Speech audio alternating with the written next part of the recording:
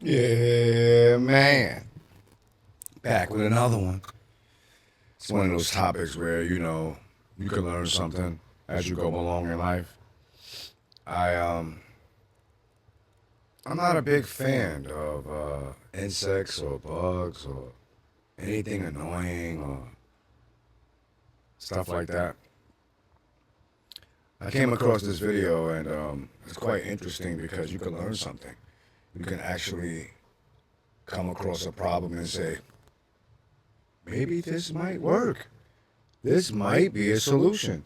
So I just thought I'll pass something along to you guys that I found quite interesting. And hopefully you will too. Let's get to it. Oh man, I tell you, full of surprises. In 2021, the British biotech company Oxitec, owned by the U.S., released 144,000 mosquitoes. In April of that year, boxes with insect eggs were placed in 6 spots. After they hatched, about 12,000 males were expected to emerge weekly for 12 weeks, adding up to 144,000. In 2022, 5 million mosquitoes were released. In 2023, the number of released mosquitoes hit 3 million. This is how it works. An Oxitec box is placed on a volunteer's private property. Then water's added to it, and that's it. The mosquitoes don't need anything else. The last third phase of mosquito release finished in November 2023. You might think, well, so what? But there's one catch. These mosquitoes were genetically modified. Wow. Sounds like the beginning of a zombie apocalypse, doesn't it? Yeah. But can mosquitoes really be that dangerous? Why were they released? And what's happening? We'll get into all that after a cup of coffee. First of all, mosquitoes are very annoying. Here's an unobtrusive reminder to hit the like button if you forget to do it at the end or while watching. Let's get started. The first question I had when I found out about the genetically modified mosquitoes released into the wild was, how did people even react to such a project? People usually fear GMOs. And sure enough, they didn't disappoint. We are humans and we don't like being treated like guinea pigs. It turned out Absolutely. that the project in general faced resistance from the locals from the moment it was first announced. Yeah. That was back in 2011. The concerns people expressed weren't There's too many, like, spraying pesticides. There's too many things that could affect you while they're trying to experiment. So of course people gonna feel like guinea pigs, right? Of course people gonna feel like this stuff is probably not safe. That's why I said, we can learn some things when we look at things in a different way. But it has to be transparent. You know what I'm saying? Don't leave us in the dark. That's all I'm saying. just empty words. No, as soon as the rumor about mutant mosquitoes spread, the public reaction was swift. Over 100,000 people signed a petition on change.org against the initiative. By 2016, this number had grown to over 160,000. And by the time this video was made, nearly 238,000 people had signed the petition. I might have rushed to judgment, and maybe it really was just empty words. I'm sorry, but I still don't get whether this petition actually helped or not. Right. Since 2011, media reports have quoted angry residents refusing to become guinea pigs for the superbug or the robo-Frankenstein mosquito. Entire campaigns were launched to halt the trials until further research could be conducted. Overall, people's outrage can be summed up with one quote. People can't be experimented on without their consent. When the mosquitoes are released, there's no way to recall it. Again, it's hard to argue with this. However, despite all the protests, federal regulators gave the project the green light. So the petition didn't really help after all. And now's the right moment to understand which mosquitoes we're dealing with. Because they don't release just anyone out there. We're talking about the Aedes aegypti mosquito, also known as the yellow fever mosquito. And in recent years, it's becoming more and more of a global threat. For one, these mosquitoes live near roughly half of the global population and are spreading rapidly. Also, after decades of efforts, a cure or specific treatment still hasn't been found for many diseases spread by these insects. These include dengue fever, Zika virus, yellow fever, and much more. I heard of that. The yellow fever mosquito is an invasive species. And if you've already seen a few of our videos, you understand what that means. Rapid spread, fast reproduction, territorial takeover. Currently, this species is found in tropical, subtropical, and temperate regions all over the world. Of course, people are trying to fight yellow fever mosquitoes with classic methods, usually spraying various chemical insecticides. But unfortunately, although this works for other insects, insecticides haven't been able to stop the spread of diseases. Each year, from 100 to 400 million people suffer from dengue fever, a debilitating and often lethal illness. You know it is. Basically, the mosquitoes they actively release in the U.S. are damn dangerous, and they're also being modified. By the way, how exactly? What do we even know about the company doing this? Well, Oxitec was founded by Oxford University professors in 2002, but now it's owned by the global biotech giant Intrexon. Whether that's good or bad is up to you to decide, but they really are creating genetically modified mosquitoes. And now I'll try to explain exactly how that works. First, the eggs appear, which female mosquitoes lay in a special room called the egg production colony. Makes sense. In each large cage, there are about 12,000 female mosquitoes, and they do their thing. This is what the eggs look like when the females lay them, and then scientists collect them to use in their research. Then the eggs are lined up in a row. And it's a very tiny row because each mosquito egg is about the size of a grain of fine salt. And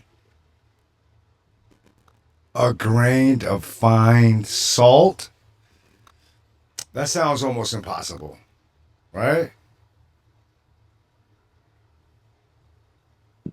We all know how small salt is, right? And the most interesting part begins. Using microscopic needles, researchers inject a drop of patented synthetic DNA into each egg. Just think about how painstaking this work is. For 4 days after this procedure, Oxitec technicians take care of the eggs, watching the larvae hatch. At this stage, females are separated from males, and they do it by hand. It also seems to you that it's just impossible to determine who's what gender when you're looking at tiny wriggling things. But there's a way.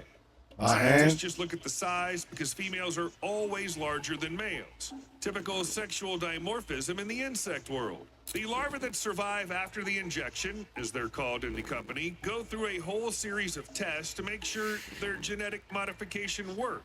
This results in mosquitoes called OX5034. Genetically modified Aedes aegypti mosquitoes are the ones that have been given a self-limiting gene. Scientists engineered the mosquitoes to not bite and to be males. Yes, females with this gene just don't make it. That's basically the idea. Then scientists placed modified mosquito eggs on various private properties around the Florida Keys. This happened in 2021. The adult genetically modified mosquitoes were almost identical to their wild relatives, so it was impossible to tell them apart with the naked eye. And since other mosquitoes have naked eyes, they mistook the modified bugs for their own, not suspecting that they carried a genetic threat. Scientists' idea is to mate modified mosquitoes with wild ones to spread that gene within the population. The self-limiting gene ensures that only males in the offspring survive, meaning each male mosquito released that successfully mates can lead to a potential multi-generational suppression effect. Simply put, a genetically modified mosquito is just a mutated version of a sterile insect. Other sterile insects are created using a special method. Males are sterilized with gamma rays before they're released into the wild. That makes sense. There's a lethal gene synthesized from E. coli and the herpes simplex virus. It's lethal because it creates a protein called TTAB, which interferes with cell activity, killing the infected mosquito before it reaches maturity. Hold on, I'm confused. A little If a bit. mosquito's infected with the lethal gene, how can it grow up and mate with wild females? It's simple. By changing its genes, scientists also fed the mosquito an antidote, tetracycline, while it was growing. So each of these modified mosquitoes will die in the larval stage only if you don't make every effort to save them. So one generation matures into adults, reproduces, and passes the gene on. But in the wild, getting the antidote is impossible. So the mosquitoes simply die before they mature. By the way, besides the self-limiting gene, researchers also introduce another synthetic one created from coral DNA. It implants a fluorescent red marker into the mosquito, making it easier for researchers to track these mutants. So they genetically modify the mosquito so they could eliminate a whole race of mosquitoes so that it doesn't become a problem and they become safe? Are you following? I think you already get why people decided to release genetically modified mosquitoes. So far, it's pretty much the only way to stop devastating diseases right at their source. By controlling the mosquito population, you control public health. It's that simple. The ultimate goal of the company's experiment is to slow down the spread of mosquito-borne diseases. In reality, the Aedes aegypti species makes up only 4% of the mosquito population in Florida, but these 4% cause 100% of the mosquito-borne diseases in the area. Wow. In short, genetic modifications seem like the optimal option because all other methods just don't work. Yeah. You can't stop mosquitoes, and they might even develop immunity to the poison. Genetic engineering is the only thing left, and it worked. The modified male mosquitoes mated with wild females who then laid eggs. Somehow, scientists managed to collect these eggs and take them to the lab for research. I don't know how they pulled it off, given how tiny the eggs are. So Right. they studied the eggs and found out that the lethal gene had kicked in. Analysis of over 22,000 eggs showed that only male mosquitoes made it to adulthood. However, the modified gene that kills female offspring lasted only 2 to 3 months, meaning it was enough for 3 generations of insects. The mosquitoes carrying the deadly gene were found within a radius of just 1,300 feet from where they were released. Yeah, it seemed kind of small to me too, but scientists say this was actually anticipated. The result confirms the self-limiting nature of genes, so they won't persist in the environment for long, just to make sure we don't completely eliminate all the yellow fever mosquitoes as a species. By the way, why did they choose to do the testing in Florida? Lately, there have been cases of local transmission of dengue fever and Zika virus here in the Florida Key. Since these are really serious and dangerous diseases, All that something spraying had to be done about them. The dengue fever outbreaks in 2009 and 2010 forced local authorities to desperately seek new ways to fight mosquitoes. They needed new methods because efforts to control Aedes aegypti with larvicides and pesticides had proven to be ineffective. Although people tried really hard. This included spraying from the air, from trucks, and even manually from backpacks. They even used fish that eat mosquitoes. It didn't help, and they spent a lot of money. The Mosquito Control Board in the Florida Keys allocates over $1 million a year for mosquito control, which is 1/10 of the total funding. So more than $1 million is wasted. That's literally throwing money into the wind. Right. People in Florida have long gotten used to insecticides being sprayed from planes or trucks. At outdoor parties, they hand out repellent, and having mesh screens on patios isn't unusual or a luxury, it's a must. There are many mosquitoes that bite and, in theory, could even kill you. As for public dissent, according to a recent survey, 78% of people would support the use of genetically modified mosquitoes in the U.S. if those mosquitoes help contain the spread of a dangerous disease. So the people who signed the petition are in the minority, and their concerns haven't really been taken into account. This is literally a matter of life and death. Besides, the company markets their mosquitoes as completely safe. They don't bite, don't spread any diseases, keep their own numbers, and all of them are males. Oxitec's technology is said to be safe for people, animals, and the environment, and it targets only the disease-carrying species. Well, that's what the company says anyway. But if everything is really as they say, then these mosquitoes are totally harmless. Because males are basically not interested in biting people, males only need nectar for food, and their offspring don't reach adulthood. So a scenario where a GM mosquito bites a person and infects them with something, It's impossible. mutations, that kind of scenario just can't happen. Right. Only female mosquitoes bite because they need blood for their eggs to mature. Ah. Only females spread diseases, while males, like butterflies, just fly from flower to flower.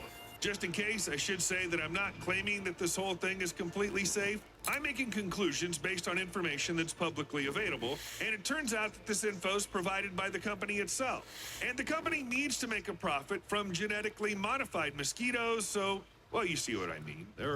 So it sounds like actually mosquitoes are supposed to eat off of food, like nectar, like animals that used to eat off plants, or they do eat off plants. They're not actually carnivores. So somehow the mosquitoes, it sounds like they was modified to attack us. There are some doubts.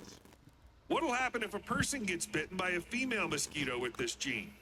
The thing is, Oxitec claims that a tiny percentage of females still ended up in the batch they released.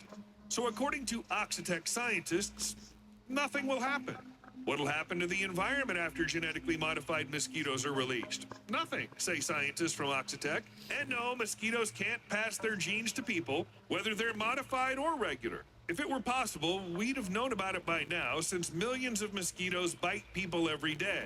Scientists rate the risk of transmission as very, very low. But even the plan with GM mosquitoes has serious drawbacks.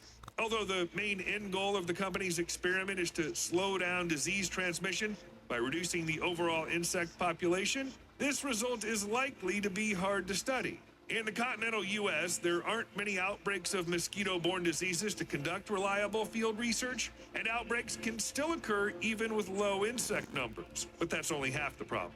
Scientists who aren't affiliated with the company are seriously worried that releasing genetically modified mosquitoes into residential areas could lead to the emergence of hybrids. And these hybrids could pose a serious threat to people and might even be more resilient. Yeah. The situation could get even worse than it is now. Right. There's even The same way they said that, oh, they can get immune to the spray if they spray it, so now they can make it hybrid, and then the hybrid would be even worse than the ones that, okay? Even a study suggesting something similar has already happened. But its results aren't so straightforward, and many of the phrasing might actually be misleading. And it's not just me saying this, that's what the editors of the scientific journal where the study was published wrote. In response to concerns about random hybrids, the company says that the genetically modified mosquito DNA disappears from nature, meaning it'll vanish completely within 10 generations. Wow. This happens not only because mosquitoes with new genes can't produce viable females, but also because they are more vulnerable to chemical insecticides. There's another risk. The antidote for the lethal gene is an antibiotic, and farmers use antibiotics on plantations and livestock, so releasing mosquitoes near farms isn't an option. Otherwise, there's a risk that the offspring will survive, and that means there will be even more dangerous insects. Right. And yet, the company plans to release genetically modified mosquitoes at a test site in California. Because the solution for fighting mosquitoes using genetics was approved by the U.S. Environmental Protection Agency for pilot programs in 3 locations, Florida, Texas, and California. Currently, due to ongoing bureaucratic delays with California, the company's focusing on Florida. In California, the program does have its opponents. They mainly point out that there hasn't been any instance of the Aedes aegypti mosquito spreading diseases in the state. As a result, the advantages of these programs and experiments appear to be rather small. But the company didn't pick this state randomly. Dangerous mosquitoes were found in California around 10 years ago. Exactly. And they've spread very rapidly throughout the state since then. Pandemic. But if you think that all experiments happen only in the U.S., that's not true at all. More than 1 billion mosquitoes have already been released worldwide by the company Oxitec. It's already tested their genetically modified insects in field conditions in Brazil, Panama, the Cayman Islands, and Malaysia, all for the fight against dengue fever. There's also a malaria control program, and it targets 2 other mosquito species that actually spread malaria. These are the Indian species Anopheles stephensi and the Anopheles albuminus from Central and South America. Both species are resistant to insecticides and often bite people outdoors, which lowers the effectiveness of mosquito nets and other prevention measures indoors. In Central America alone, around 50 million people live in malaria risk zones. And there's also, for example, East Africa, where the disease also needs to be stopped. Genetically modified mosquitoes handle this task better than anyone else. Just to give an example, genetically modified mosquitoes were released in the Cayman Islands in 2010, and it was a relatively small release. Yet it resulted in an 80% cut in the population of disease carriers. Wow. You know, I was thinking, we've done videos on similar topics before, right? People have been battling mosquitoes for decades. wiping them out with every available method, wiping them out again, and when the methods stop working, they come up with new ones. At some point, someone must have thought about getting rid of mosquitoes once and for all. After all, there are plenty of insects on the planet, aren't there? Moreover, humanity has personal scores to settle with mosquitoes. Nearly half of everyone who's lived over the past 50,000 years has died because of mosquitoes and their ability to spread one particular illness, malaria. But there's a but. Well, actually, several buts. The important thing is that there are around 3,500 mosquito species out there, but only about 100 of them can bite and transmit diseases to humans. So there's no real need to eliminate all mosquitoes on Earth. Perhaps it's better to target those that carry deadly diseases and get rid of them completely. If you're thinking about it, you're not alone. Moreover, scientists have also pondered the idea of eradicating mosquitoes. But the problem is, they can't predict the consequences of such a global mosquito genocide. Every time scientists are asked about it, they say, we're not sure. There's too little evidence on how the absence of 100 species of mosquitoes would affect the ecosystem. The main obstacle is that mosquitoes are a part of the food chain. They're the main food source for many animals, including bats, birds, frogs, fish, and a lot more. It's quite likely that wiping out 100 mosquito species will have at least some ecological consequences, at least in the short term. Isn't that amazing? How they're annoying. You want to get rid of them, but somehow, some way, it's going to affect the ecosystem when it comes to everybody having to eat off of everything. Like, we know how the cycle goes. If you don't, it's like, it's nature itself. You know what I mean? Wow. That's something to think about. There are also dragonflies, for example. They're often called mosquito hawks because they can eat up to 100 mosquitoes a day. Probably they, like many other creatures, will have to adjust their diet. It's true that we don't know of any animal that feeds solely on mosquitoes, meaning no one would die if mosquitoes suddenly vanished, but there are plenty of mosquitoes and they're easy to hunt, so many animals eat them without putting in much effort. Take away mosquitoes and it'll be much tougher for these animals to survive. Imagine if all the rice in the world disappeared. Most people don't eat just rice, but if it suddenly stopped existing, many people would have a lot less food. This would cause hunger, and likely some deaths.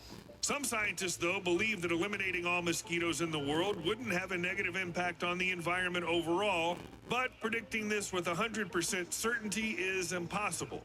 Conducting such experiments is impossible, too. There's also worry that if we get rid of all the mosquitoes, something worse might come along. I mean, another blood-sucking insect that might carry even more diseases, bite even harder. Who knows what nature has in store? That's how evolution works, after all. Getting rid of mosquitoes will leave a gap in the blood-sucking insect niche, and empty niches don't stay empty for long. It's quite possible that a completely new species might show up, and we'll look back on mosquitoes with fondness. Yeah, see? So sadly, there's no total eradication of blood-sucking insects. When you think about it, any major human interference in any ecosystem, like wiping out species, never turns out well. It seems like it's not even worth trying. Genetic modification does look safer, though. Mosquitoes are saving Brazil. As I've already mentioned, the idea of releasing GM mosquitoes to control wild populations and save people from dangerous diseases has already been implemented in several places. The city of Congonhas, Brazil, also participated in the program, and it's a real success story. Starting from July 2023, the local government installed over 4,500 devices in more than 1,500 locations in the city of Congonhas. You remember those little boxes where water's added and then the mosquitoes do the rest? 10 to 14 days and a batch of adult males appears looking for females. Every month, these devices were filled with new eggs of modified Aedes aegypti, and so in May 2024, 10 months after the project started, the Ministry of Health found no breeding sites for mosquitoes in 1,004 inspected locations. You get it, right? 10 months and the mosquitoes spreading dengue fever just disappeared. The company calls this a remarkable and unprecedented result, especially for the state of Minas Gerais, where mosquitoes have become very numerous in recent years. Dengue fever rates have surged, and all this has led to serious consequences. But the disappearance of mosquito breeding sites wasn't the end of it. Afterward, Conganas reported a slowdown in the spike of dengue fever cases compared to neighboring cities. That is, while neighboring cities saw a 7,000% increase in dengue fever cases compared to previous years, Conganas had a comparatively low rise, 299%. It's Wow. not exactly a victory over the disease, but in the current circumstances, it's a pretty stellar result. Actually, the product, meaning these boxes with mosquitoes, was launched nationwide in Brazil back in 2022 and is now used all over the country.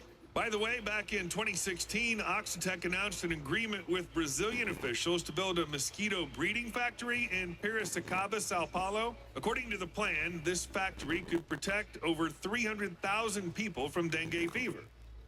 Wow. Drones versus dengue fever. When drones deliver packages or groceries, it doesn't really surprise anyone anymore. But how about delivering mosquitoes?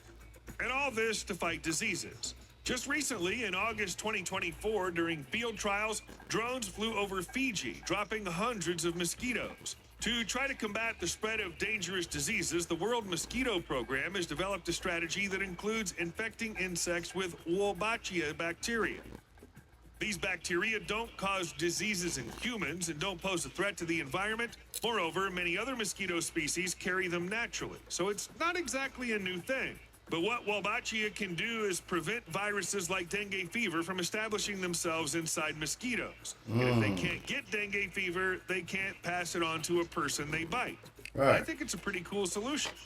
And it works too. Yeah, it's a Releasing win-win. population of infected mosquitoes in the Indonesian city of Yogyakarta in 2017 led to a 77% decrease in dengue fever cases in a country where over 7 million cases are reported annually. The only issue was repeating the experiment on a larger scale.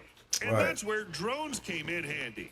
Scientists developed a fully automated mosquito dispensing system that released small groups of insects over a large area and integrated it into a drone. The system worked. Microbes that will stop mosquitoes. They Genetic working on it. modification, special bacteria, and just recently, scientists found out that mosquitoes are afraid of human skin. Not literally, of course, but the microbes that are often found on our skin can really repel insects. Staphylococcus epidermidis and Corynebacterium amiculatum are two bacteria that are often found on our skin and produce a type of lactic acid that acts on mosquitoes like catnip on cats. By the way, mosquitoes are actually repelled by catnip. But that's beside the point. A group of scientists decided to Wow. check if they could reduce the attractiveness of human skin. They by don't like eliminating weed, y'all. bacteria so they wouldn't produce that very lactic acid. And surprisingly, it worked. Then they moved on to genetic modification, and as a result, the scientists created a long-lasting repellent.